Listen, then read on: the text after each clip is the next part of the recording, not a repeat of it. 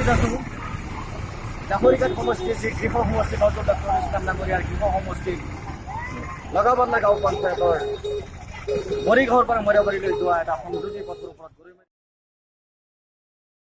মই উপস্থিত আছোঁ। এয়া আপুনি এই দৃশ্য দেখিলে হয়তো আপুনি ভাবিব, আপোনাৰ চকু কপালত উঠিব, হয়তো আপোনাৰ কপালৰ ঘাম মাটিত পৰিব।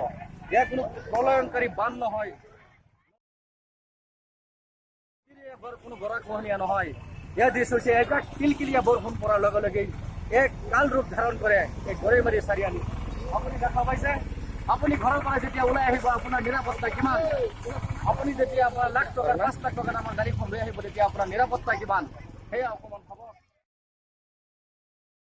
ৰাইজৰ সপোন বাস্তৱত পৰিণত কৰাৰ প্ৰতিশ্ৰুতিৰে আৰু ৰাইজৰ বিপুল ভোটৰ সহায়ত নিৰ্বাচিত হৈছিল অসম সচিবালয়ত মাননীয় সৰ্বানন্দ সোণোৱাল ডাঙৰীয়া অসমৰ মুখ্যমন্ত্ৰী হিচাপে।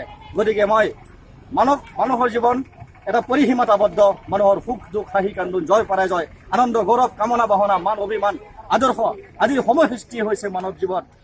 হয়তো মানৱ জীৱন এটি পৰিসীমাত আবদ্ধ, এই সীমিত সীমাৰ মাজত থাকি অনেকেৰ আছে তাৰ সফল ব্যক্তিত্ব। এই সফল ব্যক্তিত্ব গঢ়ি তোলাৰ মানুহেৰে আৰু ৰাইজৰ সপোন বাস্তৱত পৰিণত কৰাৰ প্ৰতিশ্ৰুতিৰে অসম সচিবালয়ত নিৰ্বাচিত হৈছিল সোণোৱাল ডাঙৰীয়া। আৰু বিজয় মঞ্চত যি ধাৰাবাহিকতা অক্ষুণ্ণ ৰাখি পঞ্চমবাৰৰ বাবে হোৱা লাহৰীঘাট সমষ্টিৰ বিধায়ক আৰু তৃতীয়বাৰৰ বাবে হোৱা মহাপ্ৰতাপী বলিষ্ঠ নেতা প্ৰাক্তন মন্ত্ৰী ডক্টৰ নজৰুল ইছলাম ডাঙৰীয়াৰ এই গৃহ সমষ্টি। এয়া চাওক, মই দেখুৱাই আছো নিতেও এইখন ৰাস্তাৰ ওপৰেদি শ গাড়ী অহা যোৱা কৰে, স্কুলৰ ছাত্ৰ ছাত্ৰীৰ পৰা আৰম্ভ কৰি মালবাহী গাড়ী, যাত্ৰীবাহী গাড়ী, শিক্ষক কৰ্মচাৰী আদিলৈকে এখানে অহা যোৱা কৰে। চাওক, মালভৰ্তি গাড়ী, যাত্ৰীবাহী গাড়ীৰ পৰা আৰম্ভ কৰি মালভৰ্তি গাড়ী এনেকৈ আবদ্ধ হৈ আছে।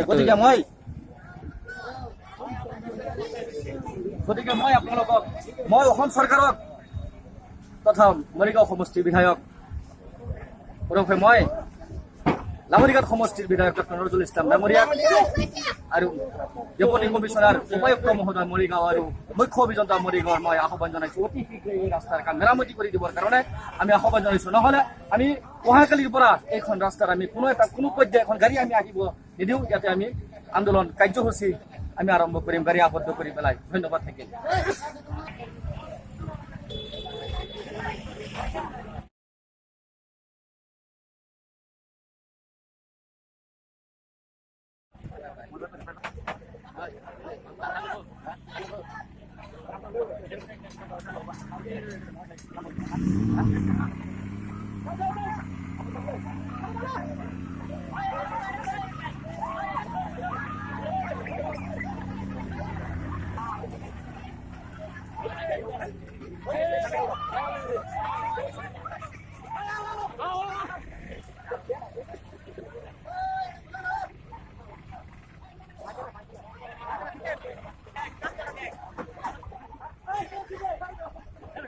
Ahora que se pueden.